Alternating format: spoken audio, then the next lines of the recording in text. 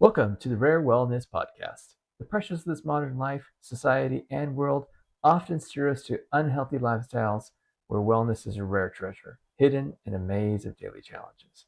In this podcast, we will illuminate uncommon pathways to health and vitality, exploring cutting edge ideas in regenerative, longevity, and performance medicine, all delivered in bite sized segments of 5 minutes or less. I'm your host, Dr. Jamie Lewis, and today we'll dive into what kind of diet should you eat for health and longevity. We're also joined today by Dr. Howard Grattan. This podcast is brought to you by Center for Regenerative and Performance Medicine, located in the beautiful Pacific Northwest. Visit us online at www.c4rpm.com.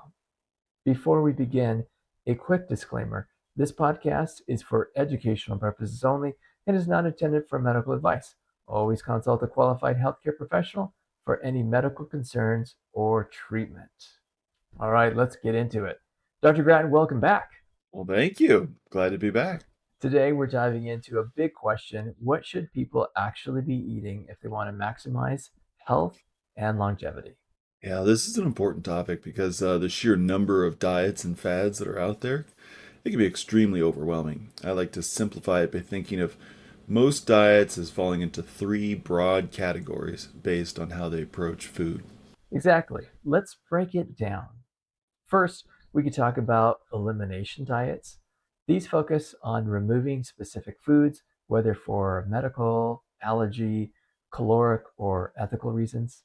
Examples of these could include low sodium diets to help manage blood pressure, or low carb diets to improve metabolic health or manage diabetes, and even whole food diets that eliminate processed foods to reduce inflammation and enhance nutrient density. In short, elimination diets are about cutting out what's harmful or unnecessary. I'll focus on the second major category called macronutrient focused diets. These don't center around what to eliminate per se, they focus on adjusting the balance of macronutrients, and those are carbs, fat, and protein. Examples of these could be the carnivore diet, which is primarily animal protein and fat, or the zone diet, where it's balanced 40% carbs, 30% protein, 30% fat to control insulin and inflammation. And so the goal of these different diets is to try to optimize metabolic function and body composition. It's also important to mention for a long time, low fat diets were promoted as the gold standard based on the idea that if you wanted to lose fat and lower cholesterol, you would just eat less fat. But large scale studies have shown that low fat diets don't work well for weight loss or heart health because it turns out your body is really good at turning excess carbohydrates into fat through a process called de novo lipogenesis. So simply cutting fat without addressing carbs doesn't solve the problem.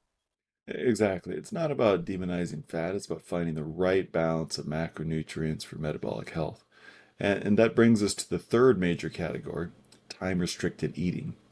Now, this strategy doesn't dictate what or how much you eat, but rather when you eat. Now, restricting eating to a set window, say 8 hours, can mimic some of the beneficial effects of fasting, like improving insulin sensitivity and promoting fat burning, and trigger autophagy, the body's internal cleanup system. And seeking eating windows with our circadian rhythm, eating earlier in the day, appears to offer greater metabolic benefits according to emerging research. Yeah, so if you look at the most popular diets like paleo, keto, Mediterranean, plant-based, they usually fit into one or more of these three strategies. Eliminate certain foods, adjust macronutrients, or restrict time eating.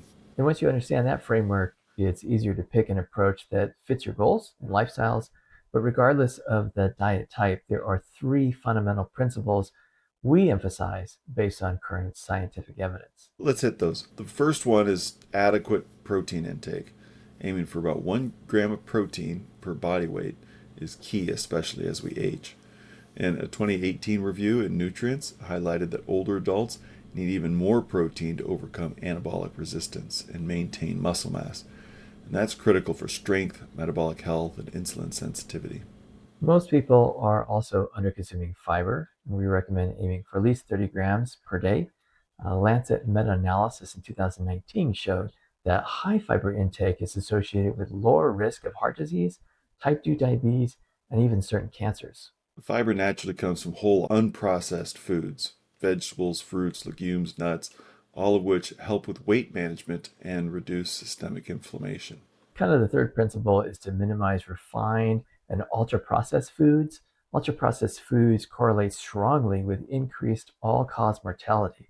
These foods are typically high in empty calories and low in nutrients and designed to make you overeat. We've all been there. So let's recap. All right. One, eat enough protein, about 1 gram per pound of body weight. Two, prioritize fiber rich whole foods, 30 grams a day. And minimize processed and refined foods as much as possible. And maybe the most important is stick with it. The perfect diet doesn't matter if you can't stick with it consistently. Health isn't about perfection, it's about sustainable practices over time. That's it for today, folks. Thank you for joining us on the Rare Wellness Podcast. If you found value in today's episode or learned something new, please subscribe, leave a review, and share this podcast with a friend. Your support helps us to continue to provide free content to empower you on your journey to better health. Again, this is Dr. Jamie Lewis, joined with Dr. Howard Grattan, reminding you that your body holds incredible potential to heal, thrive, and perform. Sometimes it just needs the right tools to unlock its full potential and help you live your best life now. We'll see you next time.